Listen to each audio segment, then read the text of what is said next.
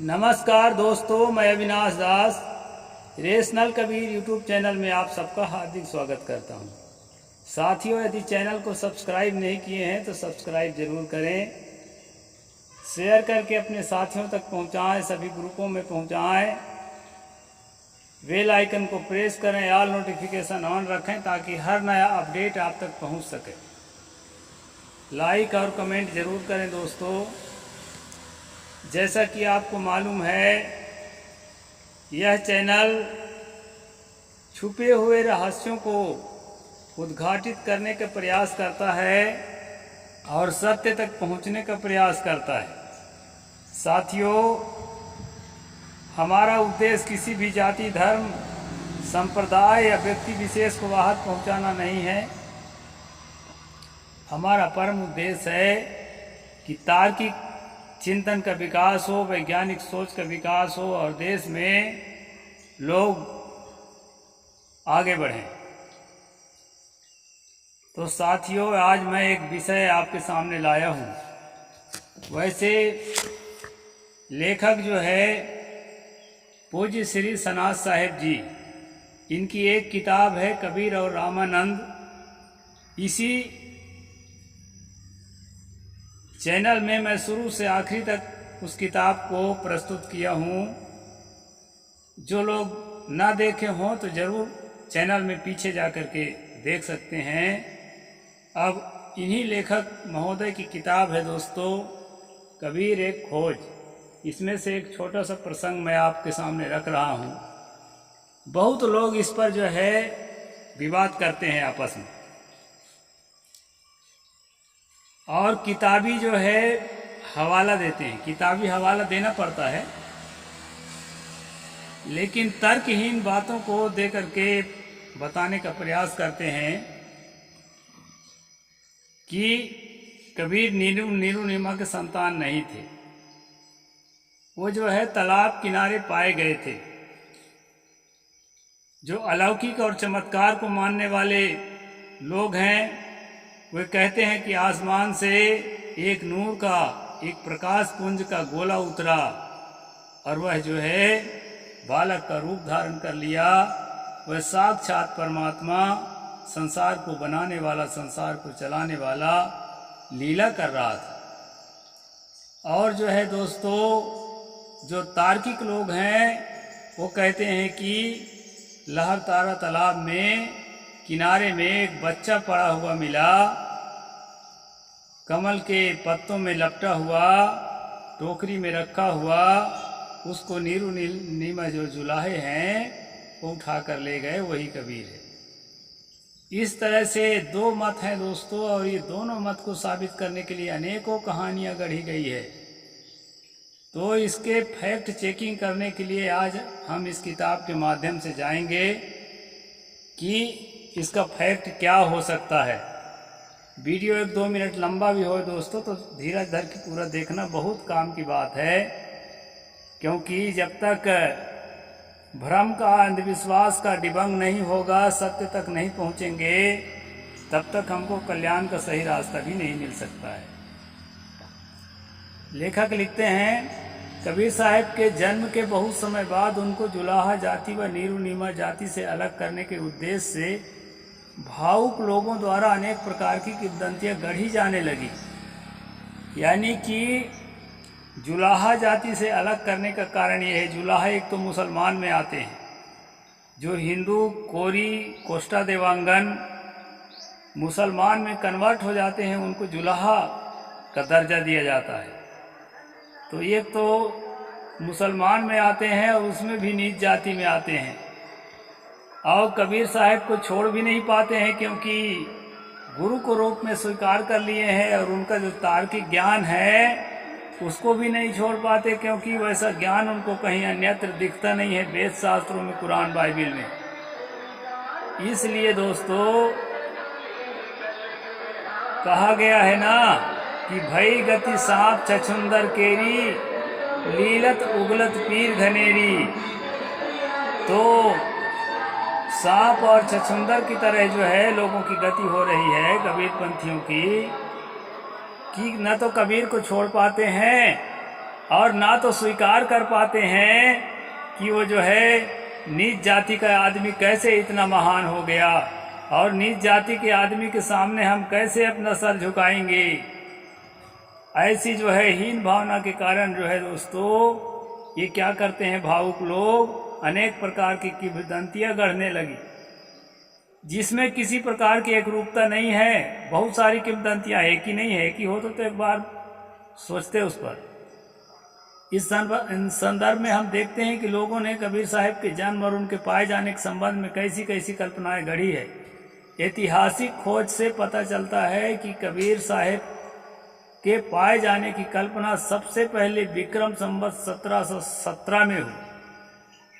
साथियों, विक्रम संवत के हिसाब से 1456 में कबीर साहब का संसार में आना हुआ है, और तालाब में पाए जाने की बात या कहीं पेड़ के नीचे पाए जाने की बात 1717 में पहली बार लिखी जा रही है।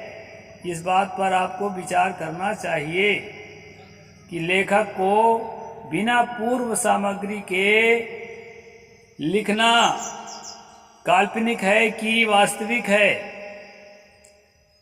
तदनुसार 1660 ईस्वी में दादू साहेब के प्रशिष्य राघव दास ने किया। उन्होंने भक्तमाल लिखा, जिसमें कबीर साहब पर एक छप्पा इस प्रकार लिखा: पूरब मही प्रगट भय जन कबीर निर्गुण भगत, काशी बाहर निकस काहू को जात जुलाहो, वृक्ष तरे एक बाल पर्यो वृक्ष तरे। ये पहली कल्पना है।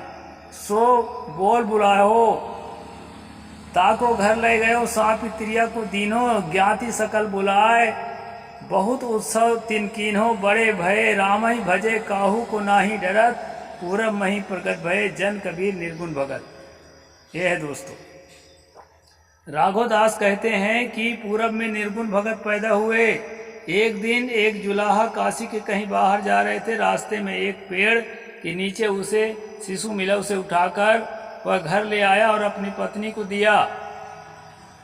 पश्चात परिजनों को बुलाकर बड़ा उत्सव किया। वह बालक बड़े होने पर भगवान की भक्ति करने लगा। वह किसी से डरता नहीं था। कबीर साहब के जन्म के 262 वर्ष बाद, ध्यान देंगे दोस्तों, 262 वर्ष बाद यह पहली कहानी गढ़ी गई कबीर साहब को पाए जाने का, पेड़ के नीचे। इसके बाद महाराष्ट्र के कवि महीपति ने लिखा कि कबीर सुखदेव के अवतार थे। वे गंगा में तैरते हुए एक शंख के मणिकर्णिका घाट पर कमाल नामक जुलाहे को मिले थे। अब कितने लेखक लिखते हैं कि कमाल नाम का कबीर साहब का बेटा था, कितने लिखते हैं एक चेला था। अब ये लेखक महोदय लिख रहे हैं कि जो है वो कमाल नाम का जुलाहा जो है पानी में तैरते हुए बालक को पा लिया था। शंख मणिकर्णिका घाट में, एक शंख में, शंख के ऊपर बैठा हुआ था। ये भी बड़ा गजब की बात है। यह भक्ति विजय किताब में जो है विक्रम संवत 1819 में लिखा गया। ये दूसरे नंबर का है, पहले 1717 में, फिर 1819 में, अर्थात कबीर के जन्म के 364 वर्ष बाद यहाँ पर कबीर के वैष्णवीकरण किया गया है, अर्थात उन्हें सुखदेव का अवतार बताया गया है, जबकि कबीर अवतारवाद के सख्त विरोधी थे।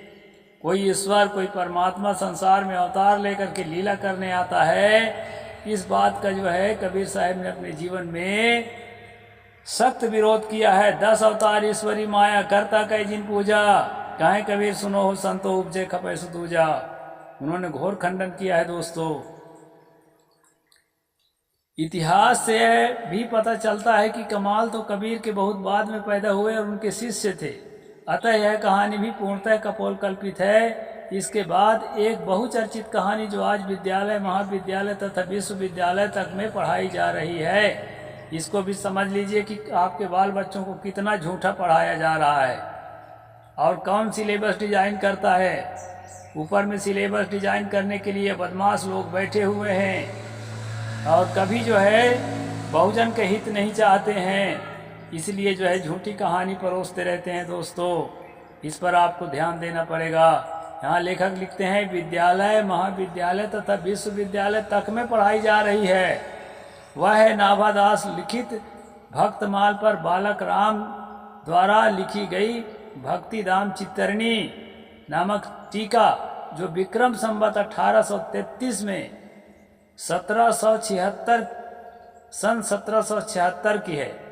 विक्रम संवत 1833 और ईस्वी सन 1776 की है। इस टीका में बालक राम ने कबीर को विधवा ब्राह्मणी के संतान होना लिखा है। 1776 में लिखा जा रहा है दोस्तों, विक्रम संवत 1833 में। रामानंद ही सेवत एक बनित तिया चित लाई, नित स्वामी पै आवे सीधा ले आवे बाई। पै ताके मन पुत्र कामना प्रगट के मुख सु गावे, स्वामी अंतर जामी जानी सुता की न मन भावे। तब मन ही मन कीन विचार दय को यागू पूता, पैतरिया सही आज्ञा लय नारी अफसूता। तब स्वामी कही तासु आवहु प्रात सवेरे बाई, स्वामी प्रात नहाय पूजा करी, हरिसु आज्ञा पाई। प्रात बाई प्रात न शंका, भाग मद अनुसारी। ताही समय पठई और रही पिपरी करी, स विधवा गत स्वामी पास, हरि इच्छा बलवंता नमन करी तिहि। दूर ही जब ही स्वामी वचन होई, पुत्र हरिभक्ता तैसे सत्य वाणी हमारी। सुनत ही विधवा सकुच मन में पुनि, स्वामी ही बखानी तुम जानो सो मैं नाही। स्वामी मैं विधवा दुज नारी, दवा दई जो तुम सो मम सरापा जग माहोत खुवारी। तब स्वामी कही ताके सो कैलय होएगी त्यों ही, भक्त गिरा हरि मुखन कर ही बाण राम को जेम ही। सा पछताए बनिक तिये पास ही जाय सुनाई, सो स्वनी सा बानी पछतानी बनिक तिया अति रोई। पुनित ही विधवा गुप्ती राखी, जब लग पुत्र जनाई। काल पाए स्व जायो सोई खंदक सो रखाई। तभी एक अपुत्र जुलाहा देखी, लियो शिशु रोई। जाय तियहि दे कीन्हो लालन पालन सुतः हित होई। को धाय लगाए जियावा, बड़ो भयो परिणामा जी पिता जुलाहा। सो रिजक आपू ही कसब करावा। ये कविता है दोस्तों। इसका अर्थ है कोई बनिया स्त्री रामानंद की सेवा करती थी, उसके लिए भोजन सामग्री लाती थी। रामानंद जान गए थे कि उसे पुत्र की कामना है। आशीर्वाद पाने के लिए उसे प्रातः काल आने को कहा, लेकिन शंका के कारण उस अभागी ने रामानंद को भोजन कराने के लिए किसी विधवा ब्राह्मणी को भेज दिया। किसी स्त्री को आती देख स्वामी जी ने दूर से ही हरि भक्त पुत्र की मां बनने का आशीर्वाद दे दिया। विधवा ने स्वामी जी से कहा कि आप दुआ तो मेरे लिए साफ हो गई, बदनामी होगी। स्वामी जी ने कहा कि हरि भक्तों का वचन तो रामबाण की तरह अचूक होता है। ब्राह्मणी ने पछताते हुए जाकर बनिया स्त्री को सारा माजरा बताया। यह भी पछताकर रोने लगी। विधवा ने गोपनीय ढंग से पुत्र जना और उसे गड्ढे में रखाई, तालाब में नहीं। किसी अपुत्र जुलाहे ने बालक को उठा लिया और ले जाकर पत्नी के हवाले किया। दूध पिलाने के लिए धाय रखकर बच्चे को जिलाया। बच्चा बड़ा होकर रिजक आजीविका कमाने के लिए पिता की तरह जुलाहे का पेशा करने लगा। उपर्युक्त कहानी का ब्राह्मणीकरण करने का व स्वामी रामानंद से जोड़ने तथा मुस्लिम जुलाहा नीरू नीमा की संतान न होने पाए, इस ख्याल से लिखा गया है। कबीर साहब का जन्म 1398 ईस्वी में हुआ था, ईस्वी सन 1398, और इसके 378 वर्ष बाद यह कहानी लिखी गई है विधवा ब्राह्मणी का। अतः यह बिल्कुल जाली है और इसमें कोई सच्चाई नहीं है। यह कहानी कबीर को हिंदू संतान सिद्ध करने की बड़ी साजिश है, एक बड़ा षड्यंत्र है, अतः त्याज्य है। अभी तक लोगों को बाहरी लोगों के विचार देखे हैं। इसी कहानी के अनुसार आगे चलकर कबीरपंथी लोगों ने भी लिखना शुरू किया। शुरुआत अनुराग सागर के लेखक ने 19वीं सदी के पूर्वार्ध में लिखा। 19वीं सदी में अनुराग सागर लिखा गया है दोस्तों, जिसमें कबीर साहब का संवाद है। ये जो है पूरा ऐतिहासिक यहाँ पर दस्तावेज दिया गया है पूर्वार्ध में, जिसमें लिखा गया कि चंदन साहू की पत्नी उदा चंदवारे के तालाब में, लहरतारा में नहीं, स्नान करने को गई थी। चंदन साहू के पत्नी उदा, ये नीरू नीमा नहीं है। इसमें जो है अब इसमें तेलीकरण किया गया है कि तेलियों का वर्चस्व ज़्यादा है कबीर पंथ में, इसलिए लोग सोचे कि इनको बनाए रखने के लिए कबीर साहब को तेली का बच्चा ही हम साबित कर दें। बच्चा किसका है इसका कोई महत्व नहीं होता दोस्तों, उसके गुण कर्म और उसके ज्ञान और आचरण और उसके समाज के लिए किए गए कार्य का महत्व होता है। लेकिन यहाँ पर चालाक लोगों ने क्या किया, चंदन साहू की पत्नी उदा जब नहाने को गई थी, वह तालाब से किनारे से बच्चा मिली उसको उठा के ले आई। चंदन साहू के नाराज होने पर डांटने पर दासी के द्वारा फेंकवा दिया। नौकरानी से कहा जा फेंक के आ जाओ। फिर नीरू नीमा उधर से निकले और बालक को उठा लाए। यही बालक आगे चलकर कबीर नाम से विख्यात हुआ। इस प्रकार एक दूसरी कहानी कबीर मंसूर और शब्दावली में प्रकार आया है। नीरू नाम जुलाहा गवन लिए, घर जाए तासुनारी बरभागनी, जल में बालक पाए। अब यहाँ जल में अभी तक कहीं पेड़ के नीचे पाया गया तो कहीं गड्ढे में पाया गया, अब यहाँ जल में पाने जा रहा है। अर्थात नीरू अपनी पत्नी नीमा को गवना करा के आ रहे थे कि लहर तारा तालाब में नीरू नीमा को एक शिशु मिला और उसे उठाकर वह घर ले आई। यहाँ पर आसमान से ज्योति उतरने की, ज्योति आदि की कहानी का सर्वथा अभाव है। आगे चलकर इसी कहानी में प्रक्षेप किया गया। तब कहा गया कि सतपुरुष का तेज लहर तारा तालाब में, उसी अनुराग सागर में ये कह रहा है कि उदा बाई और चंदन साहू को जो है बच्चा मिल गया था, उसी में कह रहा है कि नहीं, अब आकाश से उतरा हुआ बच्चा था। तो इस प्रकार पाए जाने की कहानी की विकास 20वीं सदी तक होता रहा। अभी तक, अभी 21वीं सदी है दोस्तों। अभी पिछले शताब्दी तक यानी 100 साल के भीतर इस प्रकार विक्रम की 18वीं शताब्दी से कबीर साहब के पाए जाने की अनेक कल्पित कहानियां गढ़ी जाने लगी, जो सर्वथा असत्य, अवैज्ञानिक तथा अनैतिहासिक है। और मैं खासकर कबीर पंथी ज़्यादातर पारक सिद्धांत के जो थोड़ा तार्किक हैं उनके लिए यह वीडियो बनाया हूँ।